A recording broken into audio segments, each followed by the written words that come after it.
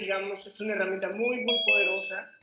Y vamos a platicar un poco de por qué. Por qué es muy importante pensar en sistemas, ¿no? O sea, ¿por qué no nada más pues tener una idea y lanzarla, ¿no? Que no tiene nada de malo, y de hecho la creatividad es una parte súper importante, pero si a la creatividad la acompañas con evidencia, con datos, con información, con análisis, con reflexión, sumas la opinión de otras personas y ves mucho más allá de lo que tú puedes ver solamente como un individuo, entonces eso ayuda muchísimo a que tus proyectos puedan llegar a un nivel mucho más profundo, ¿no?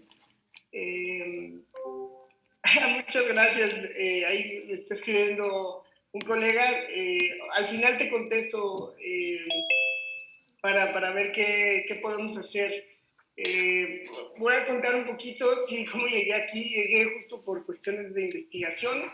Les cuento un poquito, si quieres, en los primeros minutos me presento. Mi nombre es Edgar Barroso, soy el director del Laboratorio de Emprendimiento y Transformación de la Escuela de Gobierno. También estoy dirigiendo una maestría en Gobierno y Transformación Pública y próximamente el doctorado en Gobierno y Transformación Pública, que estamos muy, muy contentos de abrirlo. Yo tengo una trayectoria medio rara, les cuento rápido. Yo soy músico, como pueden ver, este es mi estudio y estoy lleno de instrumentos. Yo estudié música, estudié la prepa en el TEC, igual que ustedes. Después hice una carrera en música, en dirección de orquesta y composición. Después me hice una maestría en artes digitales en Barcelona, donde aprendí a programar y ahí empecé a meterme en temas de tecnología y de justo pensamiento computacional, sistemas complejos, etcétera.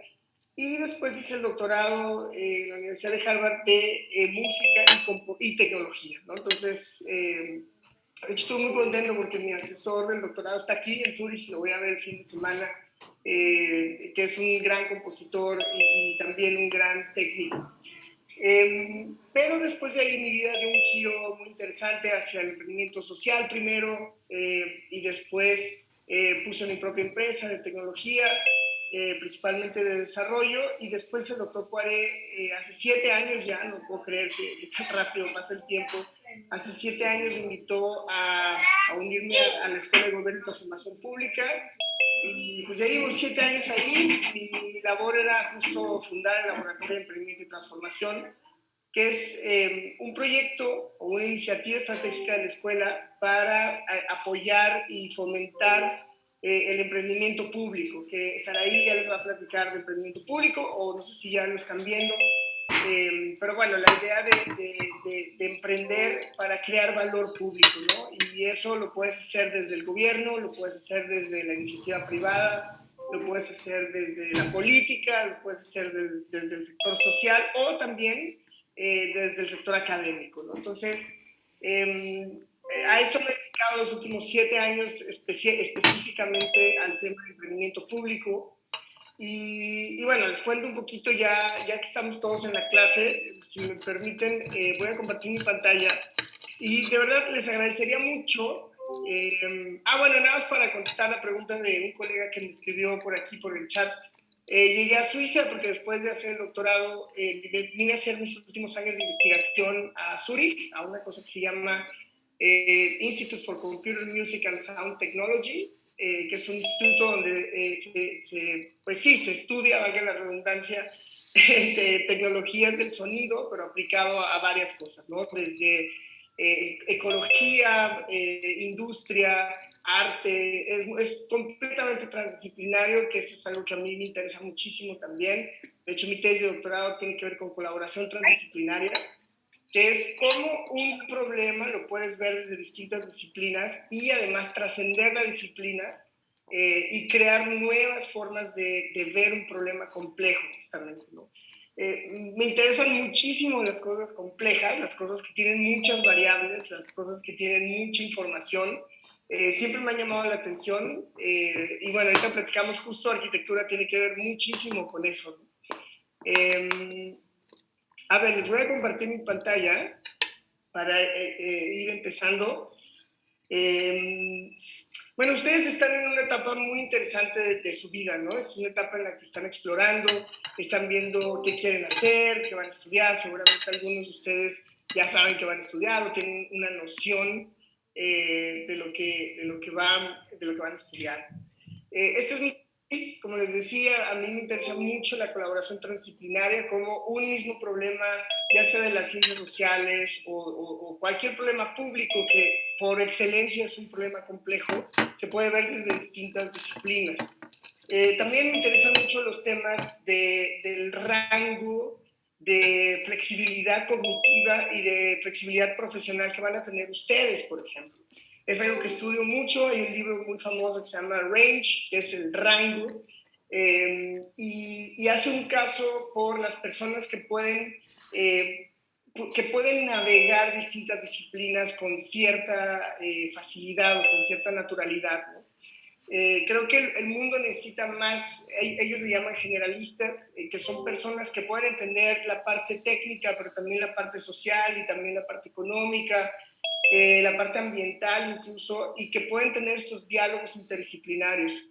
Entonces, es muy importante especializarse en algo, pero también aprender de otras disciplinas. Y la evidencia dice que su generación va a ser una generación que les va a interesar muchísimas cosas. Es decir, antes, quizá nuestros abuelos, o al menos mi abuelo, pues, estudiaban una cosa y se dedicaban a eso, ¿no? 20, 30, 50 años. Hoy en día puedes estudiar una cosa y después dedicarte a otra o hacer una maestría en cosas completamente diferentes. Está cambiando mucho el enfoque de lo que necesitas allá afuera en el mundo laboral. Y más allá del mundo laboral, pues también lo que tú quieres lograr a veces requieres saber un poco de economía, un poco de matemáticas, un poco de ingeniería, ¿no? O estas mezclas. Son estas mezclas las que me interesan a mí mucho y estudiarlas hacia el futuro es algo que me interesa mucho. Como les decía, llegué al TEC de Monterrey hace 7 años a fundar este laboratorio, y este laboratorio hemos ya apoyado a más de 250 emprendedores de 29 países y he hecho muchísimos programas de emprendimiento público a lo largo de estos 7 años. Ahora mismo estamos trabajando con AT&T, con un programa de 5G y otro programa para apoyar mujeres emprendedoras. Estamos trabajando con Naciones Unidas en un tema de cómo podemos evaluar proyectos en distintos países de Latinoamérica en su índice de madurez digital. O sea, ¿qué tan maduros están estos proyectos digitalmente? Ahora, Arquitectura de Horizontes, a lo largo de estos años que hemos estado trabajando con emprendedores, de emprender nosotros mismos, nos dimos cuenta que empezábamos a ver un patrón, ¿no? Una especie de cosas que eran muy constantes o que eran muy constantes a través de todos los proyectos, independientemente de si eran de México o de otros países, si eran de emprendedores jóvenes o emprendedores muy experimentados. Y la idea de los sistemas de pensamiento es que el cerebro humano es muy poderoso para, por ejemplo, procesar cosas a su manera rápido, ¿no? Tenemos una gran máquina aquí arriba. El cerebro hace muchísimas cosas, es la máquina más poderosa que hemos conocido hasta la fecha. Pero hay ciertas cosas en las que es muy malo el cerebro. Y se los voy a demostrar. ¿Y por qué necesitamos estos sistemas de pensamiento? Si yo, todos saben sumar 2 dígitos, ¿verdad? Si no, me imagino que no los veo. A ver, ¿por qué no los veo? Voy a tratar de verlos. Y si pueden prender su cámara, estaría genial, colegas. Para verlos, al menos en estos minutitos. Sí, sí saben sumar dígitos, ¿no? Así 2 más 2, 4, ¿cierto? Bueno, háganme así con el dedito la respuesta. Van a necesitar las 2 manos. ¿Cuánto es 1 más 2? Eso, muy bien. Se tardaron un poquito, ¿eh? No me preocupen, colegas. ¿Cuánto es 2 más 3? Muy bien, exacto. ¿Cuánto es 4 más 2? Muy bien, exacto. Y si me sigo con este tipo de cosas, pues nunca se van a equivocar, son muy sencillas, no tienen mucha complejidad, son 2 dígitos. Sin embargo, fíjense cómo voy a hacer exactamente lo mismo, pero van a ver una limitación bien interesante del cerebro, muy interesante del cerebro, que es que no tenemos lo que conocemos en una computadora como RAM. Casi no tenemos RAM. Es decir, no tenemos una memoria donde podamos ir guardando los dígitos, irlos sumando poco a poco.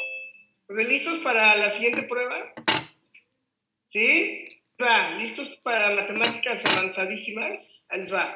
2 más 1 más 3 más 8 más 5 más 2 más 0 más 2 más 1 más 3 más 4 más 5. ¿Cuánto es?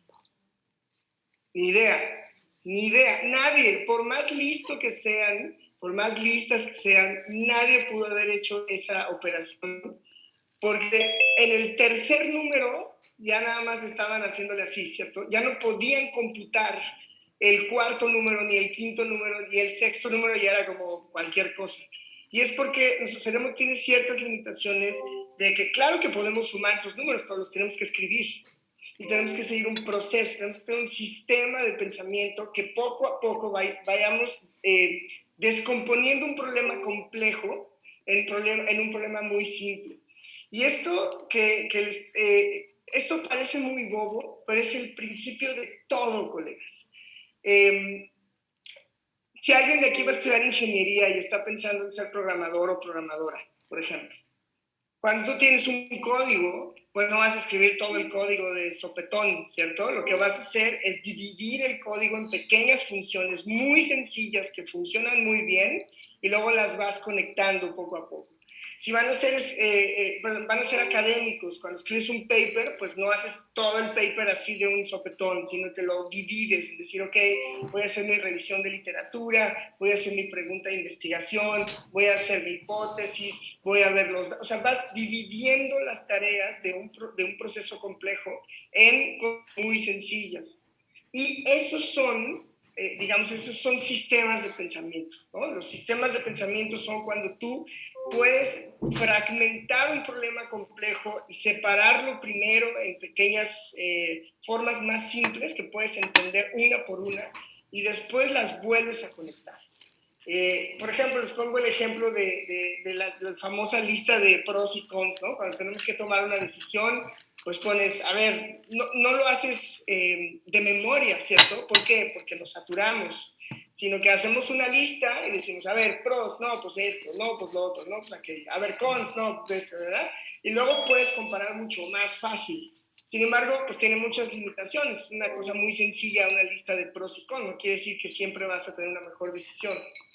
Y hay muchísimos sistemas de pensamiento. Están las 4 columnas, donde tú cuando tomen notas, les comentaba a los profesores que yo usaba esto mucho cuando estaba justo en la prepa, que es que cuando tomas notas, sobre todo de historia o de materias donde tienes que recordar cosas, esta es una técnica muy, muy conocida. Nos pones qué es contexto, cuáles eran los problemas, qué fueron las decisiones más importantes de la época, por ejemplo, imaginen la revolución, y cuáles fueron las acciones que cambiaron el curso de la historia, ¿no? Entonces, vas fragmentando para después unir. No quiere decir que lo vas a dejar fragmentado, sino que primero lo fragmentas y luego lo vas utilizando en las cosas que tú quieres.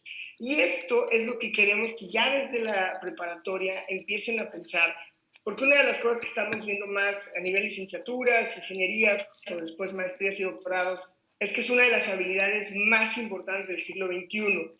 Howard Gardner le llama la capacidad de síntesis o la capacidad de analizar muchísima información y obtener lo más valioso de muchísimos datos, ¿no? Porque ustedes van a estar expuestos a muchísima información, mucha más que la que estuvimos nosotros a su edad, seguro, y todavía en unos años, cuando ustedes salgan al mercado laboral, en 3, 4, 5 años, van a ver que la cantidad de información va a ser brutal.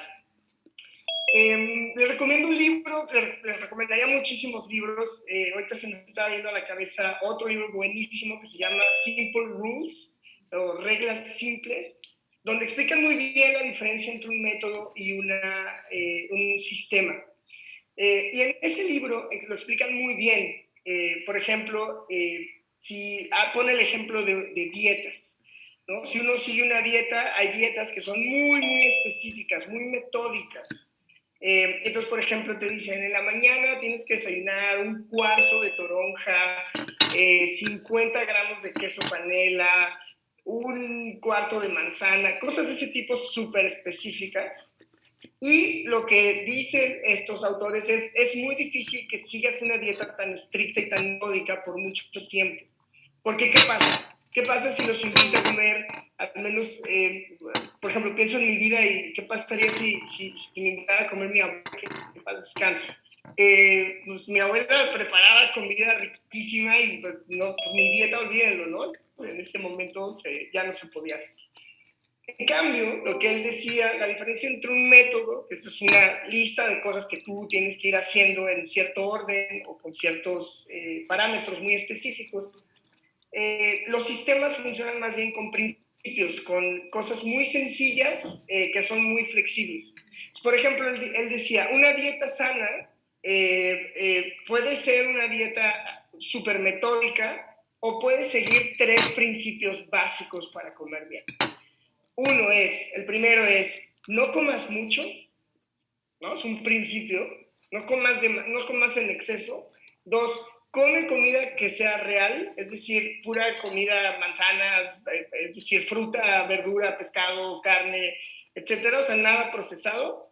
Y la tercera es que la mayoría sean frutas y verduras. Entonces, con esos 3 principios muy sencillos, puedes hacer unas combinaciones casi infinitas, ¿no?, de comida, y estaríamos, muchos doctores, si no la mayoría de los doctores, estarían de acuerdo. Es decir, si ustedes ven las recomendaciones de FDA o de las dietas que están basadas en evidencia científica, esos 3 principios tienen sentido. Y son muchísimo más flexibles que una dieta que dice, no, no puedes comer más que yogur descremado 50 mililitros, ¿no? Cosas así. Que la verdad es que al final no los vas a seguir porque es demasiado estricta. Entonces, depende qué es lo que uno quiere hacer. Cuando tú quieres hacer un pastel, sigues la receta, es un método, ¿no? La receta exacta para que quede exactamente lo que quieres que pase. Pero cuando ustedes empiezan a pensar en problemas de emprendimiento público, en retos de emprendimiento público, las variables nunca son estables. Las variables siempre son dinámicas y son muchísimas. Son muchas más de las que podemos, digamos, centrar. Entonces, está ese libro de Simple Rules, está este libro de El Pensador de Modelos o The Model Thinker, que está muy bueno, es a nivel licenciatura, pero está muy bueno porque te explica por qué es importante pensar en sistemas o en modelos y no nada más ir por el mundo, pues ahora sí que tratar de resolver todos los problemas que vienen así nada más como de manera natural e intuitiva, porque el mundo se ha convertido en algo mucho más complejo. Ahora, Arquitectura de Horizontes es un marco teórico, es un marco de pensamiento que busca ser inclusivo, multiescala y multipropósito. Sé que suena muy ambicioso y muy ambiguo y muy general, pero eso es justo lo que queríamos, porque lo que habíamos pensado en el laboratorio es que estas metodologías se habían quedado mucho en un nivel universitario, en un lenguaje, incluso pues en inglés, ¿no? O sea, Design Thinking, por ejemplo, The Model Business Canvas, cosas de ese tipo, son muy buenos métodos, pero no eran necesariamente inclusivos. Queríamos hacer un método que fuera, lo pudiera utilizar un niño pequeñito de 10 años o una doctora en física cuántica y tuviera ese rango, justo este rango de nivel de complejidad. Y nosotros lo que llamamos proyectos complejos y adaptativos, justo son proyectos que rebasan nuestro control. Es decir, lo público, las variables de lo público no las podemos medir todas, es imposible. Podemos escoger cuáles son las que tienen más impacto, más o menos medir, sobre todo en estadística, cuando haces regresiones lineales o logísticas, ves cuáles son las variables dependientes e independientes, pero de momento ahorita en lo que nos estamos enfocando es en cómo podemos hacer un marco que pudiera ayudar a los estudiantes o a las personas a entrarle a un problema complejo de una manera que sea mucho más comprensible. Ahora, queríamos que pudiera soportar diferentes grados de complejidad, dependiendo quién lo use. Por ejemplo, ustedes lo van a usar y va a tener un nivel del nivel pedagógico que ustedes tienen, ¿no? El de la etapa de su vida. Estoy seguro que nos van a sorprender, sin duda, pero digamos que se adapta a que cada una de las personas pueda hacer tan compleja su arquitectura como ellos mismos o como ellas mismas. También incentiva la participación. Una de las cosas que más nos interesaba, se imaginará que para tomar decisiones en lo público, pues la democracia es una de las cosas que más utilizamos. Sin embargo, muchas metodologías creativas contemplaban lo colectivo desde una perspectiva muy limitativa, es decir, lo que podía pasar en un momento en el tiempo, como en un taller o en un momento específico. Sin embargo, estas cosas de tomar decisiones públicas normalmente necesitan más tiempo y más información. Entonces, esto también puede ayudar a tomar decisiones colectivas. Les voy a enseñar un ejemplo de cómo lo hicimos con la FAO de Latinoamérica para tomar decisiones o para entender lo que piensa un grupo de personas. Y otra cosa súper bonita es que cuando ustedes hacen la arquitectura, esa información se queda. En su caso se va a quedar en Notion, pero puede ser cualquier plataforma, ¿no? Hay una parte de gestión del conocimiento. Yo creo que una de las cosas, si me dijeran, oye, ¿qué cambiarías si otra vez fueras a la prepa? Una de las cosas que cambiaría es que hubiera hecho un sistema de gestión de conocimiento desde la prepa. ¿Qué quiere decir eso? Pues imagínense todo lo que están aprendiendo, si no lo guardan de una manera organizada, se va a perder, ¿no? Se va a perder en algún drive de Google, en algún lugar, o sea, 20 años después, yo no tengo idea de dónde quedó un solo trabajo de mi prepa, por ejemplo. Y eso no fue muy inteligente de mi parte. En cambio, ahora con Notion y con esta estructura, pueden soportar todo el conocimiento que vayan a tener ahora, lo van a poder depositar y gestionarlo. Gestionar el conocimiento va a ser una de las grandes ventajas competitivas que puedes tener en la vida. Por ejemplo, si ustedes me imagino que van a ver cálculo infinitesimal, van a ver trigonometría en algún punto, ya lo vieron, ¿no? ¿Por ahí? ¿Estoy bien o no? ¿Ya vieron cálculo o todavía no? Ya. Sí, sí, ¿verdad? Ya, perfecto. Bueno, pues todo este conocimiento lo pueden ir guardando en pequeñas fórmulas o pequeñas snippets, que es lo que nosotros le llamamos el aprendizaje. Y yo cada vez que quiero volver a hacer eso, ya no tengo que aprenderlo otra vez, sino voy directamente a mis apuntes o a lo que yo ya hice, y eso me puede servir para volverlo a utilizar. Es decir, tener acceso a tu propio Internet. Lo que ustedes pueden construir con su arquitectura de horizontes es como un micro o, si quieren, un nano Internet, donde esté la información que a ustedes les va a ser útil desde la personal que quieren hasta cosas de proyectos y de cuestiones profesionales. Y también visibiliza mucho la red de actores y del capital social que ustedes tienen para hacer un proyecto. Entonces, la arquitectura tiene muchas ventajas porque además no nada más es un sistema de pensamiento analógico donde tú puedes ir escribiendo, aunque lo puedes hacer así, puedes simplemente poner en tu libreta, en tu iPad, donde tú quieras, puedes ir poniendo todo este conocimiento, incluso a mano. La verdad es que sirve mucho una vez que lo haces un poco más grande, tienes acceso a como toda esa información ya está ahí, entonces tienes acceso a utilizar métodos cuantitativos y computacionales. Entonces puedes empezar, por ejemplo, a hacer aproximaciones, hacer visualizaciones de información, puedes hacer algoritmos, puedes hacer predicciones, puedes sobre todo entender qué es lo que está pasando dentro de tu arquitectura y analizarla de manera matemática y computacional. Es decir, ya tienes un poco más de evidencia más allá de lo que tú puedes calcular así de bote pronto, ¿no? Entonces puede ser una herramienta nosotros le llamamos de asistencia, es decir, te asiste para que tú puedas tomar mejores decisiones basado en la información que hay en tu arquitectura de horizontes. Y finalmente pueden ver la arquitectura de horizontes incluso como una especie de currículum, una especie de forma en la que ustedes pueden presentar los proyectos que han estado haciendo.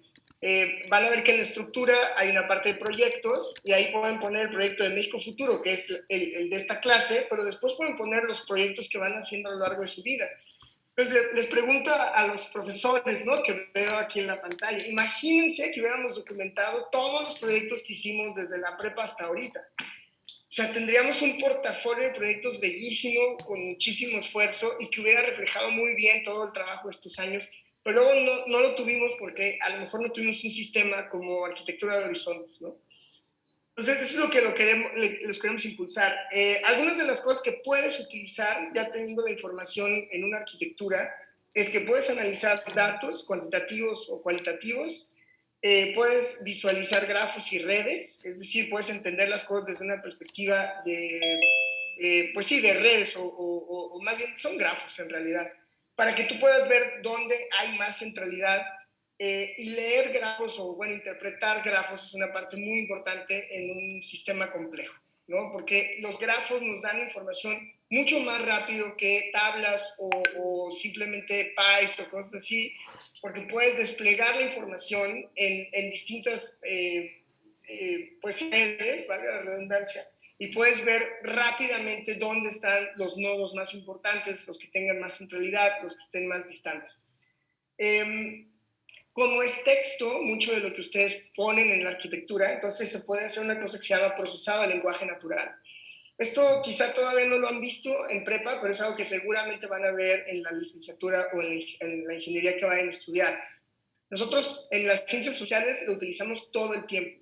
Si ustedes piensan en computación, pues piensan en computar números, ¿cierto? Pero las computadoras también pueden hacer computación de las palabras ahora.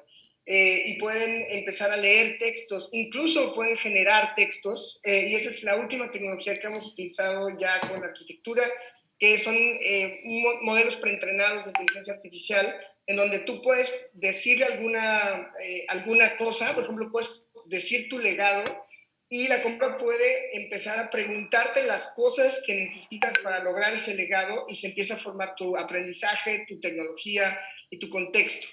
Entonces, ya con este tipo de técnicas, pues la arquitectura adquiere otra dimensión, ¿no? Ya no es nada más estas cajitas donde tú vas llenando información, sino que esa información ya empieza a generarte inteligencia que va más allá pues de lo tradicional o de lo humano en algunos casos, ¿no?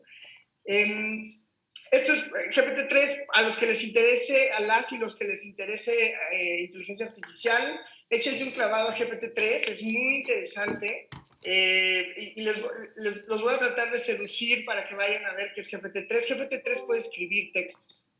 Entonces, ustedes les pueden decir un tema, le pueden decir, oye, GPT-3, a ver, aviéntate un ensayo sobre, no sé, sobre la música contemporánea de Israel entre el 1945 y 1956, y se arranca la cosa.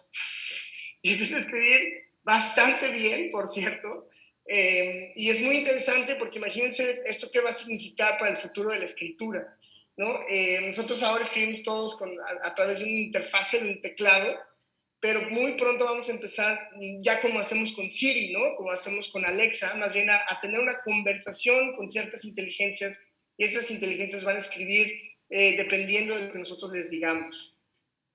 También lo que es muy interesante de arquitectura es que le puede servir a las y los CEOs, o sea, los directores generales, las directoras generales de una empresa, y puedes ir descomponiendo las labores hasta que te queda algo súper sencillo, muy operativo hacia el final. Entonces les ayuda a ustedes a tener una visión muy general de su proyecto y al mismo tiempo tener el siguiente task, que es, puede ser muy granular. Por ejemplo, decir, ok, mi legado está aquí, pero mi siguiente acción es llamar por teléfono a Daniela Camarena, por ejemplo, ¿no? Hola, Daniela. Estoy leyendo sus nombres, ¿eh? Por eso.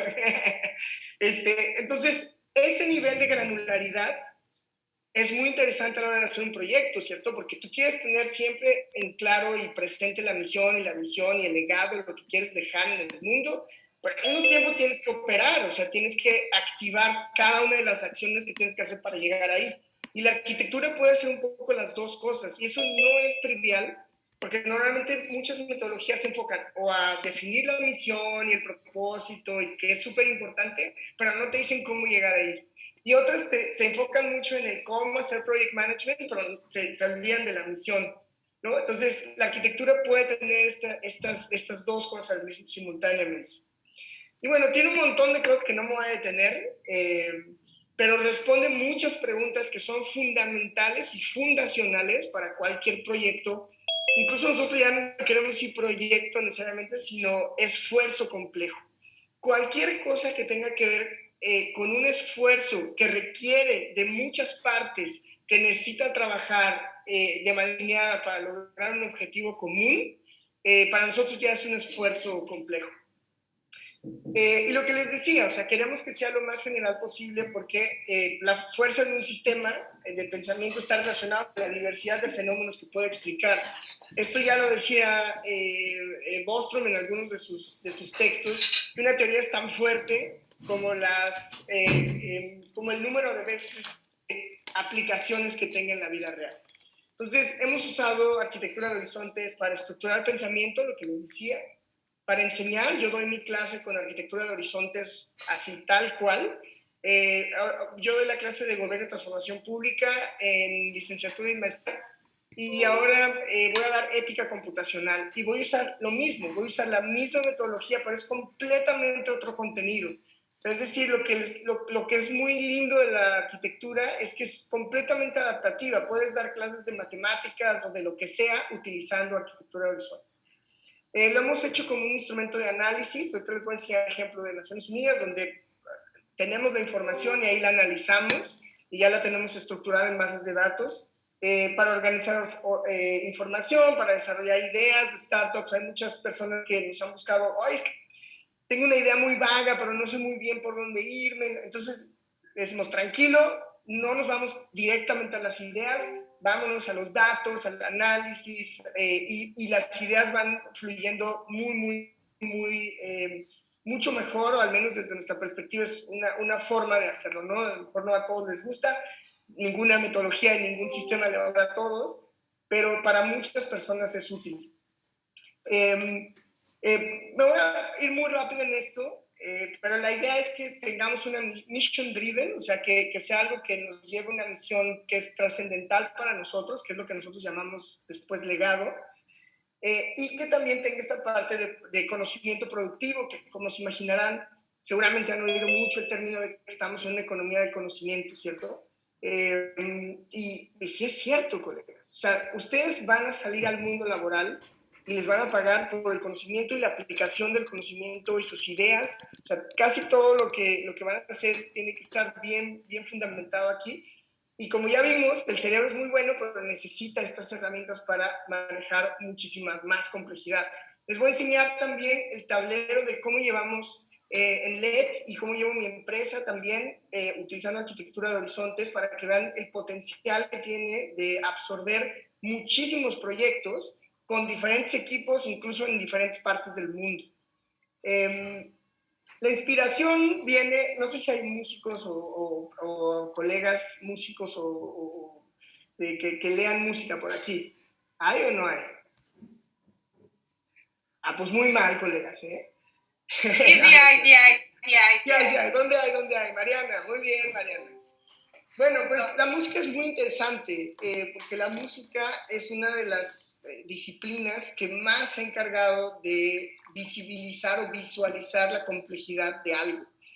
Esta es una partitura de orquesta y como pueden ver, pues hay muchísima información ahí y está desplegada en el tiempo. Y esa idea de la complejidad simultánea en el tiempo, pues es una idea fundamental de la arquitectura de horizontes. Es decir, cómo puedes poner las distintas dimensiones en una sola línea de tiempo para que puedas coordinarlas mejor y no empiezas a hacer una y se te olvidó la otra y no van al mismo tiempo, etcétera. Y es como cuando todo el mundo toca en diferentes momentos, ¿no? En una orquesta todos saben que tienen un tempo, una línea de tiempo y por eso pueden coordinarse mejor. Al igual que la música, el sistema musical, por ejemplo, el sistema de notación musical, que eso es lo que estamos viendo aquí, soporta diferentes grados de complejidad. Por ejemplo, si si hay no quiero mencionar artistas porque no entro en las polémicas de que cuáles son buenos y cuáles no. Es una pregunta que siempre me hacen cuando saben que soy músico, es, a ver, ¿y este es bueno o no? Y así. Entonces voy a evitar esas cuestiones porque luego se ponen muy controversiales y aunque se ponen buenas las discusiones. Pero, por ejemplo, si hay una Así persona bueno, no que... es, si te gusta, que te guste.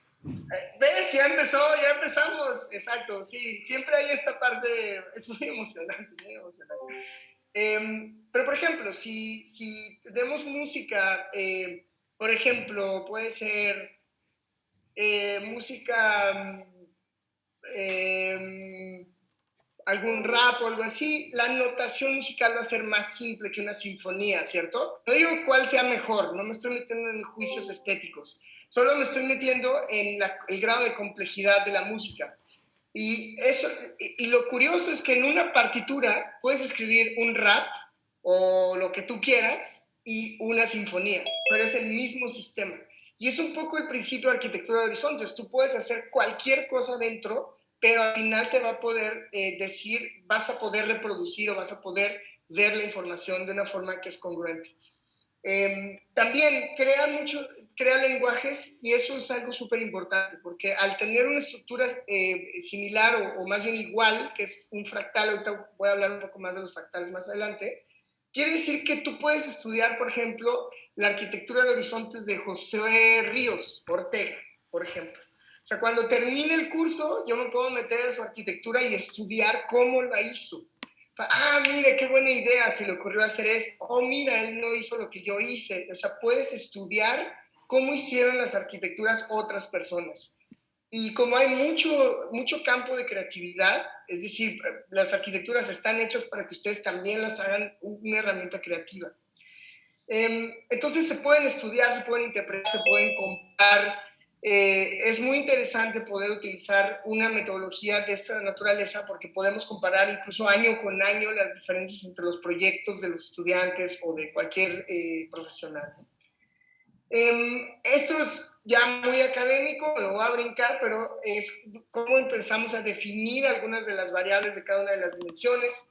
Y aquí ya empezamos con las dimensiones. Antes de empezar con las dimensiones, colegas, ¿vamos bien? ¿Está haciendo sentido esto para ustedes? ¿Alguna pregunta? ¿No?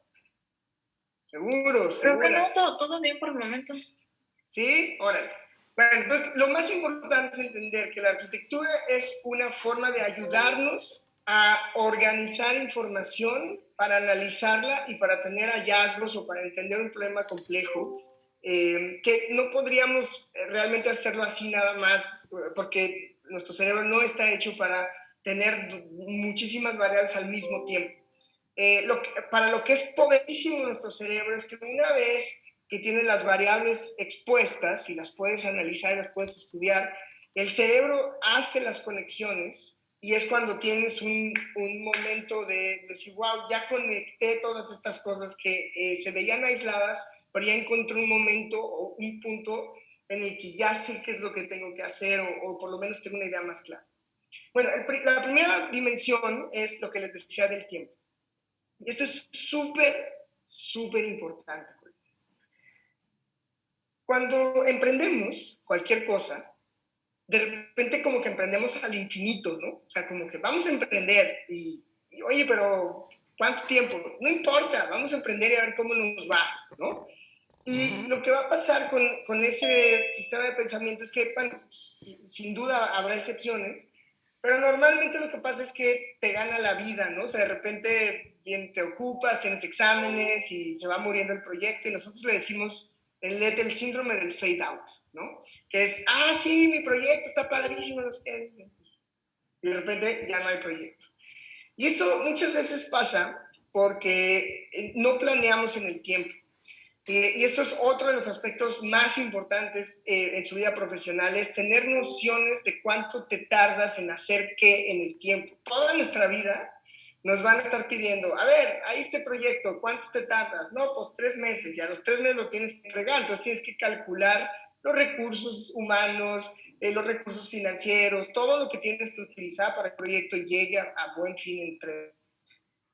Los humanos somos terribles para hacer eso, terribles. Hay muchísima investigación sobre esto, hay mucha evidencia de que los humanos siempre creemos que podemos hacer las cosas más rápido de lo que realmente las podemos hacer. Les digo, busquen investigación sobre esto, pero es súper interesante cómo siempre pensamos que podemos trabajar más rápido de lo que realmente podemos trabajar. Por eso siempre acabamos apenitas o retrasándonos en los proyectos. Entonces el tiempo es muy importante, además, porque sincroniza las demás dimensiones y establece una meta específica en un periodo de tiempo específico. Por ejemplo, si ustedes van a hacer un proyecto de emprendimiento público de la educación al 2030 y tienen que entregar algo al final de este semestre, entonces puedes hacer una línea de tiempo primero de 3 meses, lo que les decía, ¿no? Dividir, no piensen en 20 años, piensen en 3 meses. Y luego, si llegamos a esta meta, pues podemos meterle otros 2 meses más. Y si llegamos a esta meta, llegamos a otros 5 meses más. Pero es muy importante ir viendo por etapas los proyectos y no como un continuo de tiempo, porque si no lo que va a pasar es que se les van a morir muchísimos proyectos. Piensen en pequeños sprints. Hay una metodología muy famosa ahora en desarrollo tecnológico que se llama las metodologías ágiles, que lo que haces es que cada semana estás haciendo una revisión de lo que tienes que hacer esa semana, de lo que te va a impedir lograrlo y de qué son las cosas que te preocupan. Y a ese periodo de tiempo que es de una semana se le llama un sprint. Es muy controversial y hay algunas personas que les gustan y otras que no, pero lo que sí es interesante es que tiene una línea de tiempo muy corta. Es una semana, o sea, ya a la semana paramos, vemos dónde estamos y tomamos otra decisión.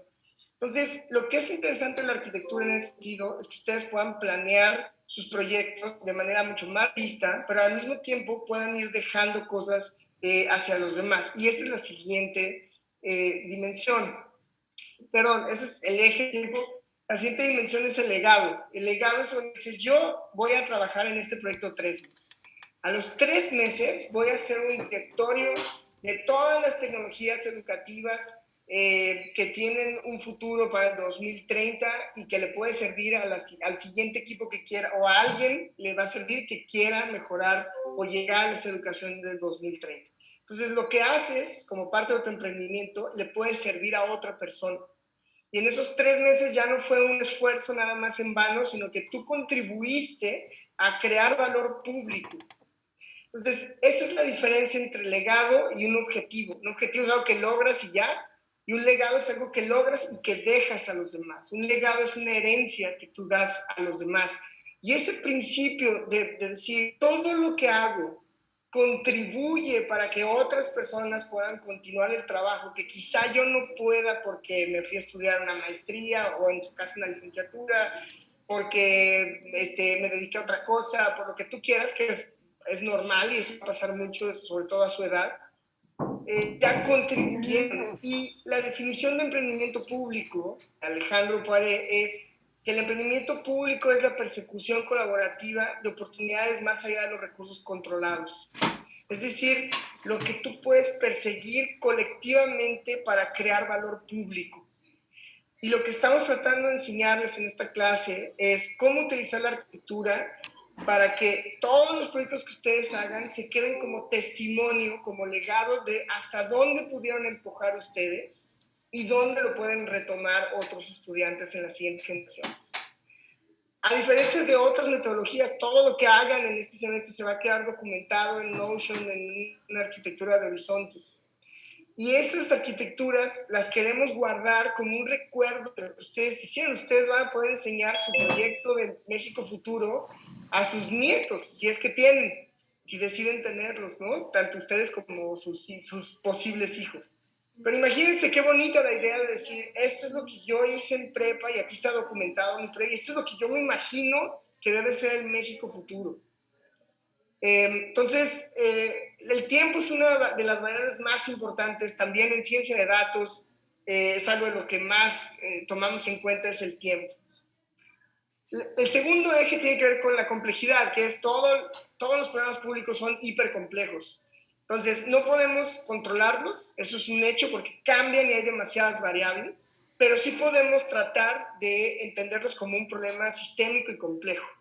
Entonces, la idea es que no te asusten cuántas variables o cuántos datos o cuánta información.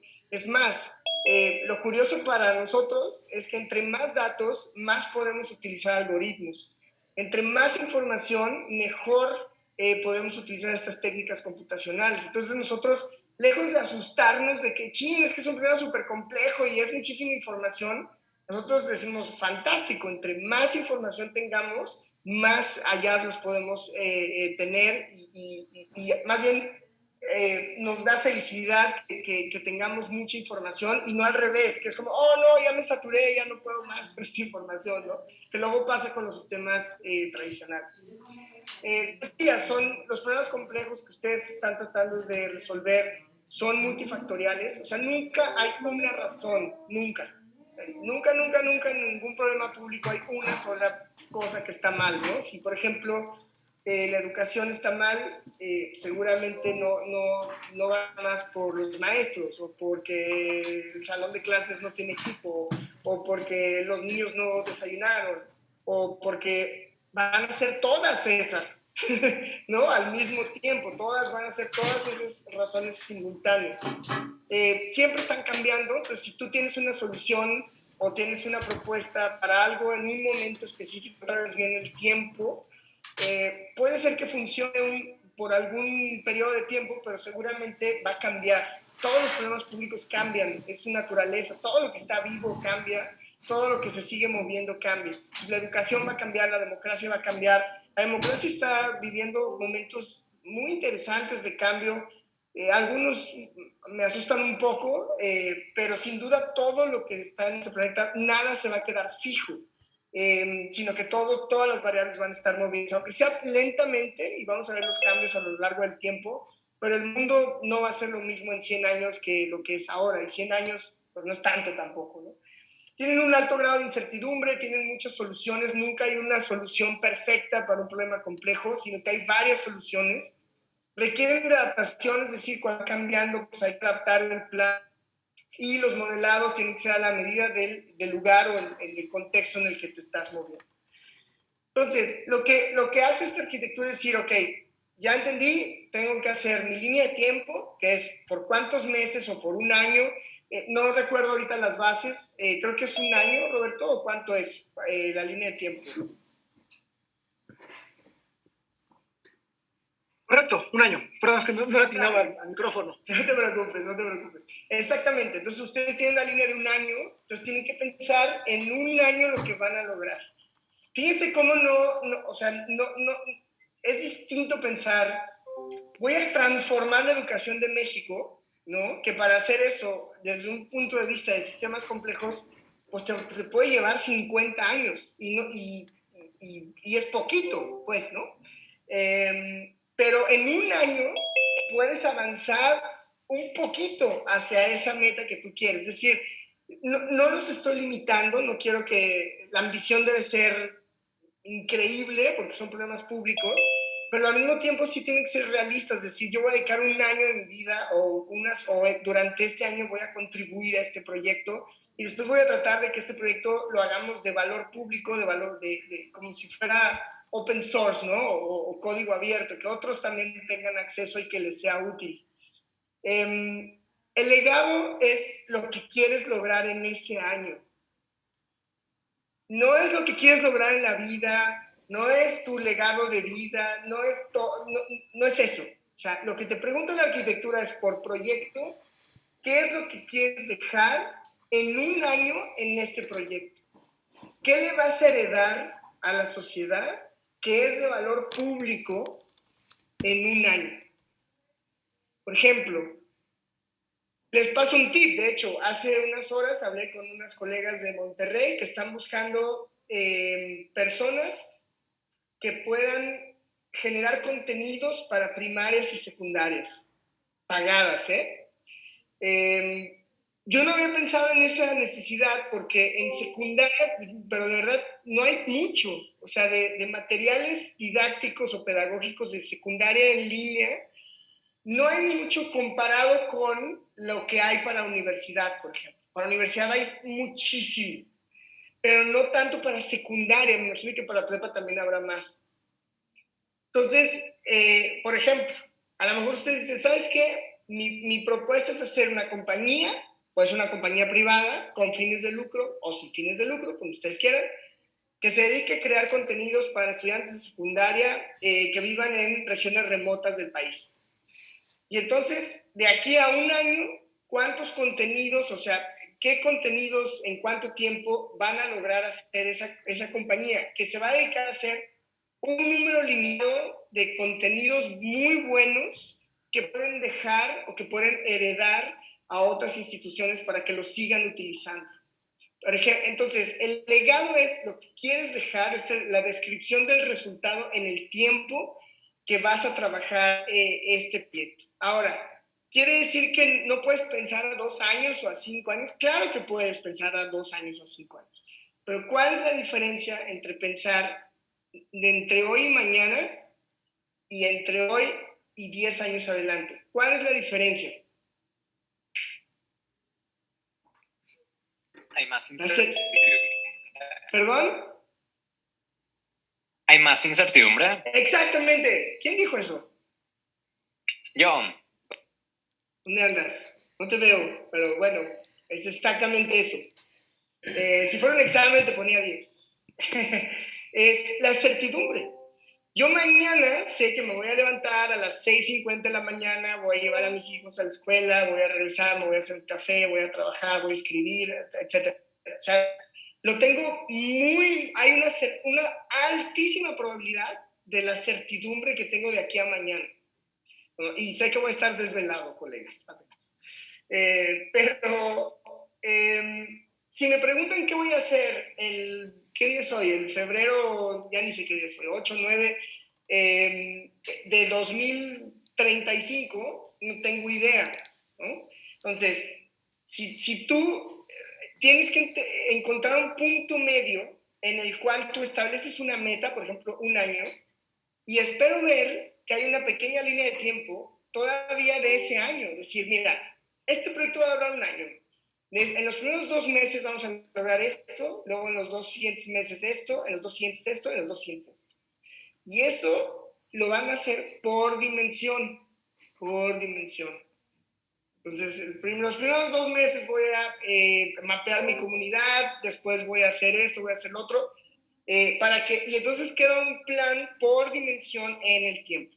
Entonces, la primera variable es definir qué es lo que quieres dejar en ese periodo de tiempo. La segunda es mucho más fundamental, que es con quién la vas a hacer. Y esto es algo que si pueden aprender en preparatoria, híjole, va a ser súper valioso en su vida. Normalmente lo que hacemos en la juventud es que queremos hacerlo todo nosotros, ¿no? O sea, como que, pues voy a hacer mi empresa de contenidos educativos y yo voy a ser el camarógrafo y voy a ser el que edita y voy a dar el curso voy a hacer todo, ¿no? Y la arquitectura lo que hace es decirte, a ver, espérate, a ver, tú sabes de cámaras, sabes de grabaciones, de edición, no. Bueno, a lo mejor necesitas a alguien que te ayude con eso, ¿no? Oye, ¿tú sabes de cómo hacer un guión de pedagógico? No, pues no. Pues entonces a lo mejor hay que ir a entrevistar a una persona que se dedique a hacer guiones pedagógicos. Oye, ¿tú sabes cómo hacer una plataforma para publicar los videos y que solo los puedan ver ciertas personas, dependiendo de los permisos y las licencias? No, pues hay que ver a quiénes necesitas dentro de la sociedad que tú puedas sumar a tu proyecto para que tu proyecto tenga pues muchas más posibilidades de realizarse. Y eso va desde los stakeholders, que son las personas que pueden pagar por el proyecto, pueden contratarlos, sí, pagar por el proyecto, hasta colaboradores, personas que pueden ser proveedores de ustedes, consejeros, todo lo que está alrededor de un proyecto. Es decir, ahí vas mapeando la comunidad y se van a dar cuenta que si lo hacen bien, cualquier proyecto van a tener 30, 40, 100 personas alrededor. Es decir, un proyecto de emprendimiento público al final necesita una tribu, ¿no? Para que esto pueda suceder. porque vas a necesitar, ahora mismo estamos trabajando, por ejemplo, en un proyecto con un estado donde nos piden hacer una preparatoria terminal técnica, ¿no? En oficios digitales. Y entonces estamos dividiéndonos el trabajo de quién hace qué cosa, y pues es un mundo de gente. Entonces, la capacidad que tengan ustedes de liderar una comunidad para motivarlos a que se unan a su proyecto, no nada más por su interés, sino porque es lo mejor para la comunidad. Esto lo dice muy bien Heifetz en su libro Liderazgo sin atajos. Él dice que un buen líder lo que hace es plantearle a una comunidad el beneficio de la comunidad, no el beneficio de seguir sus ideas nada más, sino el beneficio de crear condiciones para que la comunidad esté mejor. Entonces, es un tema, la comunidad no lo vea nada más como un directorio de personas, sino es más bien, es un mapeo del capital social que tienen para hacer el proyecto y es un análisis de actores para saber cuál es tu capacidad de acción y de escala que puedes lograr en el proyecto que vas a hacer. El aprendizaje, pues miren, ese se explica solito. Pero hay una gran diferencia. Es decir, aquí, para lograr el legado, ustedes tienen que ir poniendo las fuentes de las cosas que tienen que ir aprendiendo para que ustedes puedan hacer su legado. Nadie sabe todo, nadie. Cada vez que hagan un proyecto en arquitectura, ustedes van a poder sumar más fuentes y conocimiento a su base de datos de conocimiento. Es como si ustedes estuvieran haciendo su propia biblioteca, otra vez su microinternet. Entonces van a hacer su propia biblioteca donde ustedes van a ir diciendo, en este proyecto leí estos 10 libros, estos 5 podcasts, estos 7 videos y estos 5 artículos. Y entonces vas haciendo una especie de biblioteca en donde vas leyendo los recursos. Y lo que les vamos a pedir, obviamente, es que nos narren lo que están leyendo y de ahí obtengan datos e información que después va a ir en el contexto. Todavía no llegamos ahí, pero ya se imaginarán cómo todo está conectado. Luego viene la parte de tecnología. Este también es más o menos obvia, que es pensar que todos los proyectos en el siglo XXI van a necesitar un componente tecnológico. Entendiendo la tecnología como la capacidad de hacer más con menos. Es decir, ¿cómo podemos tener un salón de clases con 200, no sé cuántos hay conectados ahora, pero había 200 y tantos? Hoy en día, gracias a la tecnología, podemos hacer una llamada desde Suiza con 200 personas, incluso ahí mis colegas Alison Trejo están al aire libre, ¿no? Está todo ahí abajito de un árbol, y esto si lo hubiera visto Beethoven, se hubiera dicho que es magia, ¿no? O sea, esto era imposible de pensar hace 200, 300 años, ¿no? Entonces, esa es una parte de la tecnología. ¿Qué tecnologías necesito aprender o saber o implementar en mi proyecto para poder hacer más con menos? Y también tener una línea de tiempo para que también al final de cada proyecto, incluso si no siguen con el proyecto, ya aprendieron de tecnología y ya aprendieron, ya tienen mucho más conocimiento que se va acumulando y que en una economía del conocimiento saber más y saber la implementación de ese conocimiento, pues obviamente es un valor muy valioso, perdón, una habilidad muy valiosa en el siglo XXI y en la economía del conocimiento. Ahora, el contexto. La siguiente dimensión tiene que ver con la información y los datos. Cualquier proyecto tiene un contexto. Es decir, si yo voy a hacer este programa de preparatoria técnico terminal en un estado, pues tengo que saber cuál es la tasa de desempleo de ese estado, cuál es el salario mínimo de los egresados de preparatoria o de licenciatura en ese estado, cuánto es la tasa de deserción en ese estado. O sea, toda la información que está alrededor de mi problema. Y les pedimos que lo hagan en 3 cosas. Primero, cuantitativo, o sea, es decir, que sea un número, básicamente, ¿no? O sea, lo que les acabo de describir, cuánto es el porcentaje de deserción, cuántos alumnos tienen al año la Secretaría de Educación de ese estado, cuántos son hombres, cuántos son mujeres. cuántos estudian ingeniería, cuántos estudian licenciaturas, etc. La otra parte tiene que ver con lo cualitativo, es decir, cómo la gente percibe, cuál es la percepción de la educación en ese estado. Entonces, si su público, por ejemplo, son estudiantes, entonces hay que ir a entrevistarlos. Si su público, sus stakeholders en su comunidad son el secretario o la secretaria de educación, hay que ir a entrevistarlo. Si el proveedor es una compañía de software, hay que ir a entrevistarlo. El poder que ustedes tienen de poder convocar a todos estos actores es lo que los hace ser emprendedores de lo público. Y por eso se conecta tanto al liderazgo y a la comunidad, porque es qué tanto pueden movilizar a las personas para que logren sus objetivos. Entonces, en el contexto viene toda la información cualitativa que viene, por ejemplo, de mesas de diálogo, de entrevistas, de focus groups, de encuestas, todo esto que ustedes pueden diseñar estos instrumentos, ¿no? Pueden hacer encuestas, pueden hacer entrevistas, etcétera, e incluirlo en su arquitectura. Y la otra, finalmente, es la empírica. Esta tiene dos formas de interpretarse. Por un lado, pues, la evidencia empírica es lo que pruebas que siempre funciona. Por ejemplo, ustedes cuando se suben a un avión, se suben tranquilos, sabiendo que hay evidencia empírica de que el avión va a volar. ¿No? O sea, si no, no se subirían al avión, porque dirían, híjole, pues no sé si a veces vuela y a veces no vuela, pues no te subirías al avión. Pero hay evidencia empírica de que cada vez que te subes a un avión y el avión acelera a tanta velocidad, con tanto peso y con las alas de cierta forma, el avión va a volar, ¿no? Entonces, esa es una forma de interpretar la evidencia empírica, es que tú repitas un experimento y que siempre obtengas resultados buenos o deseados. Y la otra tiene que ver con la evidencia empírica que han generado otras personas, por ejemplo, otros proyectos similares a lo que tú quieres hacer. Es muy importante entender qué hacen otros y documentar lo que hacen otros para que tú puedas incluirlo en tu contexto. Entonces, el contexto, colegas, es puros datos, pura información y puro benchmarks o evidencia de qué cosas han funcionado en otros lados. Y el último es la parte de los proyectos, pero es una parte súper importante, porque en los proyectos lo que queremos es que aprendan también a hacer gestión de los proyectos. ¿Cómo gestionas un proyecto?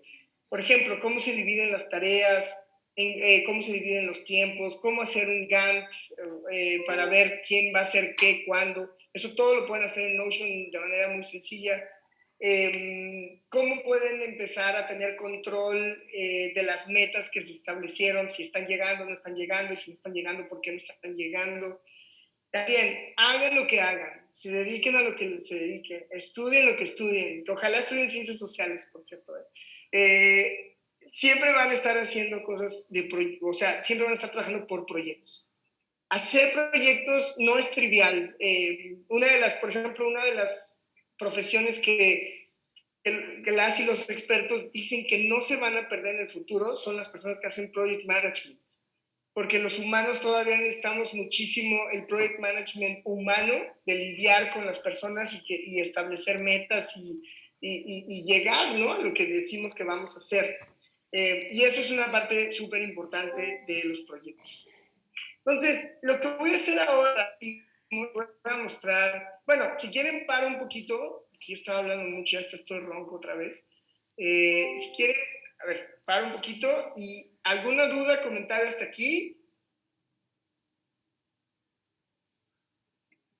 Bueno, profesores ya vieron, ¿eh? Así que si les preguntan de arquitectura, les dicen, no, pues, ¿qué onda? Pues, si no le habías entendido perfecto a todo. No, no se crean, no se crean. Pregúntenos las veces que sean necesarias. Bueno, entonces déjenme les enseño algunos ejemplos, porque a lo mejor eso puede ayudar mucho a entender, bueno, esta cosa para qué sirve, ¿no? Al final. Primero les voy a mostrar dos ejemplos de estudiantes de licenciatura, que son, pues digamos, lo más parecido a lo que... a lo que ustedes, es lo más cercano, digamos, a lo que ustedes, o bueno, aprovecho para enseñarles otra aplicación de arquitectura en LED. Por ejemplo, si yo quiero saber dónde está el proyecto de Campus Santa Fe del verano de 2020, ¿sabes? Estamos en 2022, ¿eh? Entonces simplemente me voy a los proyectos LED 2022, y aquí yo lo tengo filtrado para que podamos verlos todos o algunos poquitos. Entonces aquí me voy a meter a todos y ahí van a ver que va a haber un verano de 2021 y aquí está el verano 2020. Entonces en 3, 4 clics puedo llegar rapidísimo a la información de mi curso de hace 2 años de Arquitectura de Horizontes del Gobierno de Transformación Pública. O sea, aquí están mis proyectos, los proyectos de mis estudiantes. Les quiero enseñar uno muy bueno que hizo Campus Santa Fe con unas estudiantes, donde está la descripción del proyecto, aquí está su legado. Lo hicieron muy bien porque le hicieron su legado y sus compromisos para lograr su legado. Después hicieron una visualización de Kumu, que es sencillísimo hacerla y que seguramente ustedes la van a poder hacer, de las personas que iban a entrevistar para hacer este proyecto. Ahora, tengo que decir, esto es un verano, entonces lo hicieron en 5 semanas, ¿eh? O sea, todo lo que van a ver ahorita lo hicieron en 5 semanas. Luego está la base de datos, donde está el directorio de la comunidad. Aquí están los integrantes del equipo, estos son los estudiantes que hicieron esto. Cada quien tiene su pequeña descripción con su fotografía y un pequeño currículum para pues, también acordarnos quiénes fueron los que hicieron este trabajo. Y tenemos, si se fijan, hay un link a la biblioteca del curso. Entonces, yo tengo una biblioteca del curso de Gobierno y Transformación Pública, que después puedes ver la bibliografía de todas las personas que trabajan. Entonces, primero, la parte de contexto, por ejemplo, de aprendizaje. Aquí pueden ver las preguntas guía, los formatos, los links, todo lo que ellos investigaron. Y después ellos lo que hicieron fue... estamos aquí. Ellos lo que hicieron después fue empezar a ver cómo iban a hacer la parte de tecnología, la parte de aprendizaje y las mesas de diálogo. Pues las mesas de diálogo, por ejemplo, están, ahorita las encontramos.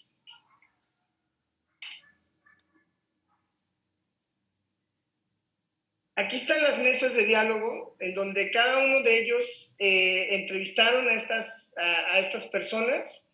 Aquí están las semblanzas de las personas que invitaron a sus mesas de diálogo y la grabación de la mesa de diálogo.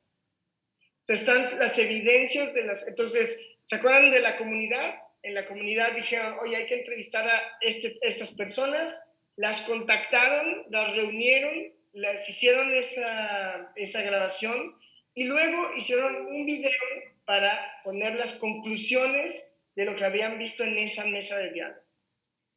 Entonces, aquí está la evidencia de estos colegas y luego hicieron una segunda mesa de diálogo que me parece que invitaron a más invitados porque les faltó, o sea, quisieron volverla a hacer y aquí invitaron a una persona más. Aquí está la videomesa de diálogo 2 y las conclusiones ya las pusieron, como era la segunda mesa, pues ya son las conclusiones finales.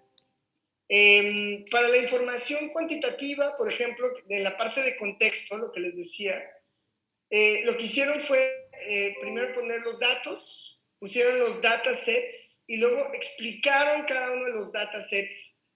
Por ejemplo, ¿no? El tema era atención ciudadana, encuesta nacional de calidad de impacto gubernamental, y me hacen un resumen y explicándome qué es lo que dice cada gráfica y por qué es un problema, ¿no?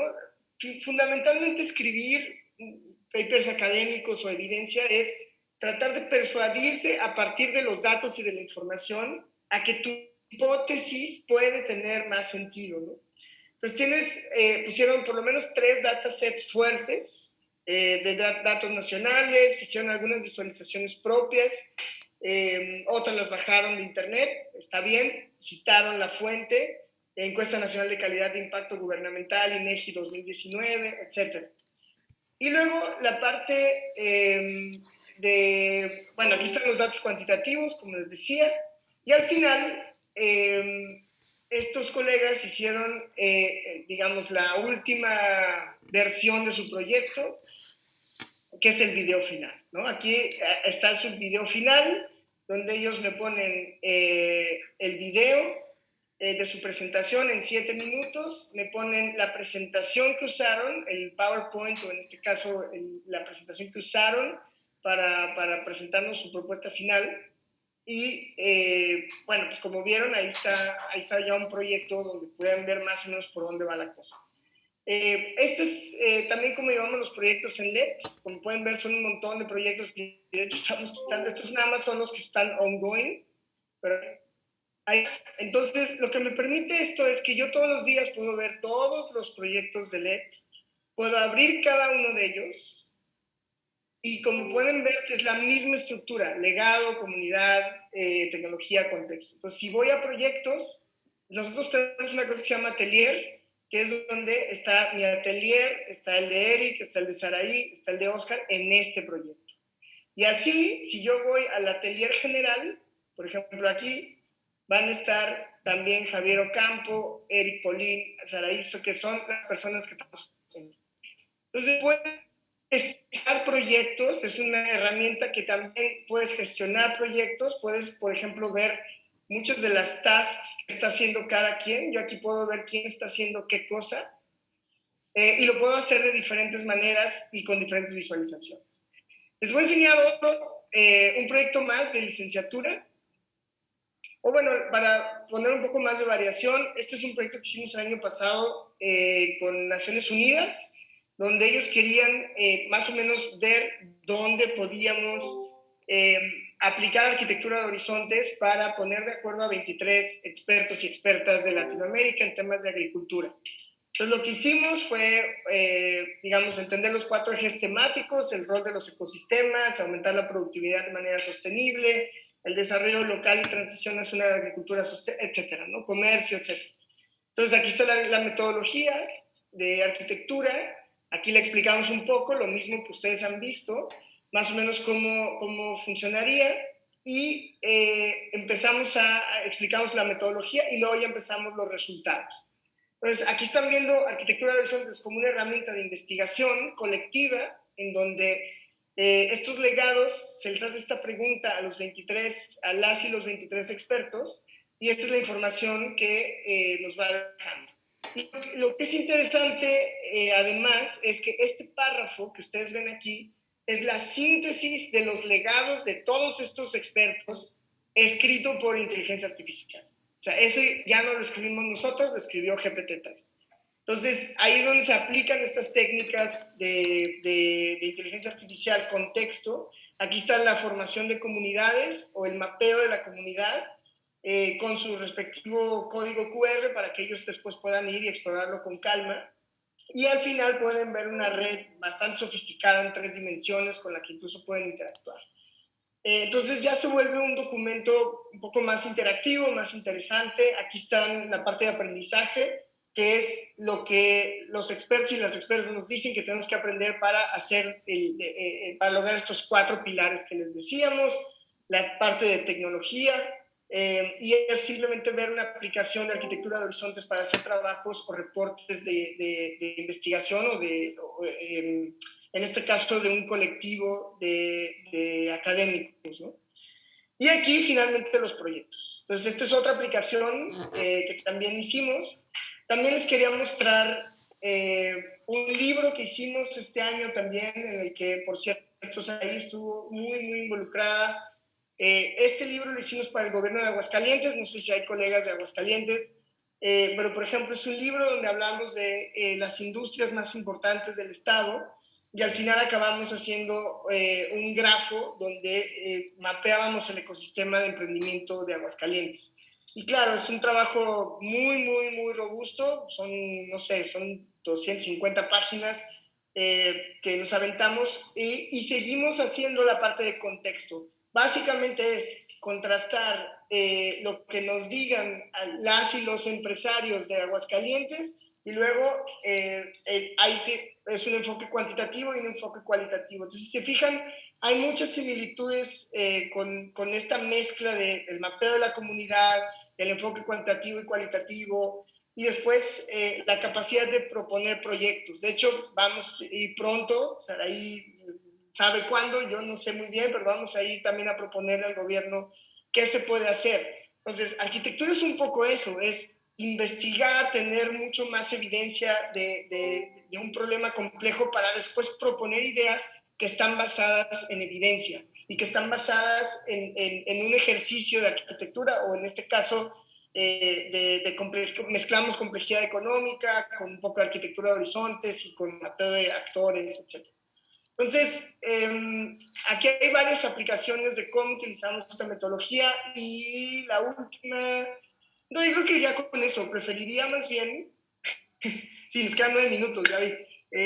Disculpen, pero bueno, espero que les haya quedado un poco más claro que los usan. ¿Tienen alguna pregunta? Preferiría estos 9 minutos escucharles más bien. Profe, yo tengo una duda. Casi siempre CAP se especializa en intentar que el gobierno lo ayude, ¿no? O sea, que no con eso. No necesariamente. De hecho, al contrario, te diría un poco al contrario, Antonio. La arquitectura busca cómo tú puedes ayudar al gobierno. O sea, los gobiernos, fíjate, ¿qué es un gobierno? Un gobierno es una serie de personas que fueron electas de manera democrática, que llegan y tienen una función. Depende cuál sea puede ser el gobierno estatal, puede ser el gobierno federal, puede ser el gobierno municipal. Y estos gobiernos tienen una cosa que se llama el plan de gobierno, ¿no? Todos los gobiernos municipales y estatales tienen que tener un plan de gobierno. Y en ese plan de gobierno establecen metas. Por ejemplo, si yo te digo, quiero reducir la deserción escolar en secundaria, y se comprometen a reducirla 30%, tú como emprendedor público puedes hacer una empresa que se dedique específicamente a reducir la deserción escolar y que te paguen por hacer eso. Entonces, no es pedirle al gobierno, digamos, no es altruismo, sino es un intercambio de valor público donde tú ayudas al gobierno, porque el gobierno claramente no puede necesariamente hacer todas las funciones, y por eso necesita la sociedad, para que la sociedad y gobierno puedan colaborar para construir algo, o para crear un programa, o para lo que sea. Entonces, más bien la arquitectura te sirve para que tú puedas fundamentar muy bien la propuesta que le vas a hacer al gobierno para poder colaborar con él. Sí, aquí el emprendimiento público no es altruismo, ¿eh? No es nada más regálame dinero, eso no. Es, yo te ofrezco valor y pues por eso te cobro, ¿no? Porque en el caso de cobrar, y si quieren hacerlo sin fines de lucro, pues, cobran igual, y ustedes establecen un salario para ustedes. Ustedes no tienen por qué no ganar dinero de este tipo de cosas, ¿no? Es otro gran debate. En mi clase de gobierno y transformación pública empiezo poniéndoles un dilema ético, ¿no? Que es, ¿por qué está bien visto que un banquero, una banquera gane $5 millones al año? ¿Y por qué está mal que alguien que se dedica a combatir la pobreza no gane $5 millones al año?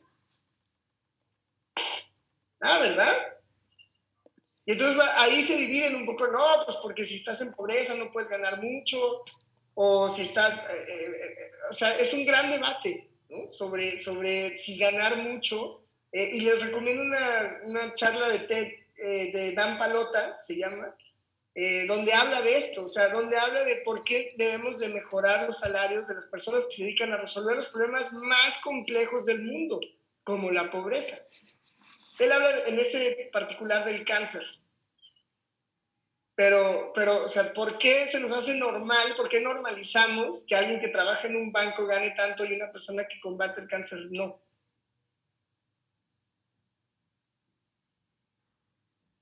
Muchas gracias, Antonio. ¿Alguien más?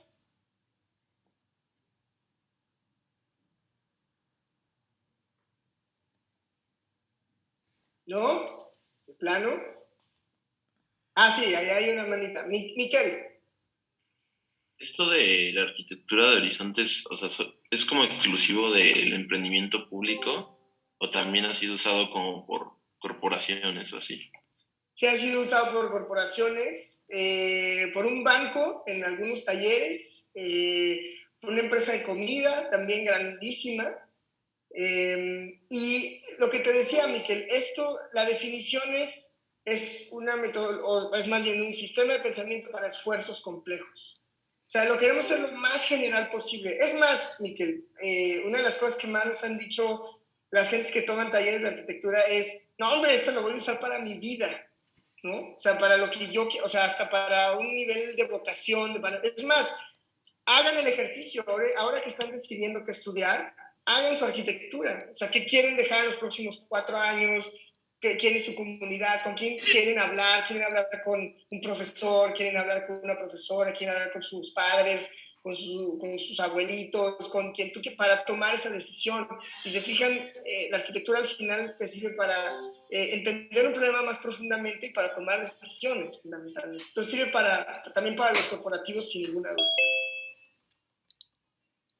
Gracias. De nada.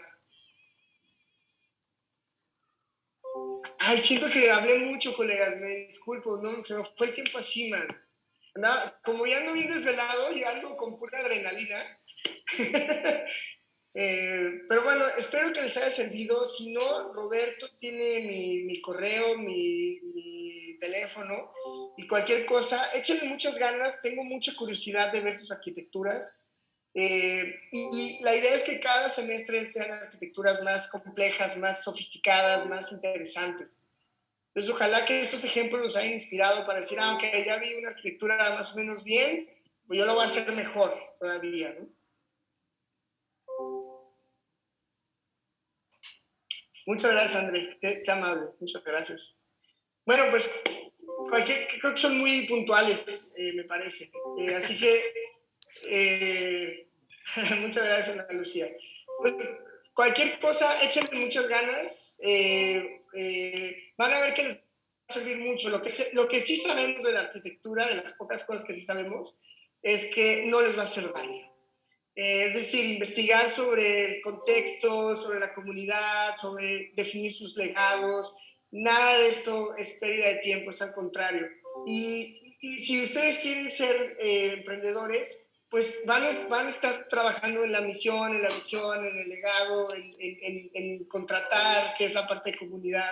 Así que van a ver que esto es una gran herramienta para el futuro y que si la toman desde ahorita y empiezan a gestionar el conocimiento de los proyectos que van haciendo ahorita, de verdad, no saben el poder de acumulación que tiene el tiempo. Y en 20 años van a ver todos los proyectos que han hecho y van a ver que han hecho muchísimas cosas y quedaron documentadas. Así que les agradezco mucho, Roberto, muchas gracias. Saraí, a todo el equipo de profesores. Pues cualquier cosa, aquí estamos a la orden. Gracias. Gracias a todos. Gracias, y a todas. gracias a todos, a Gracias. todas. Hasta luego.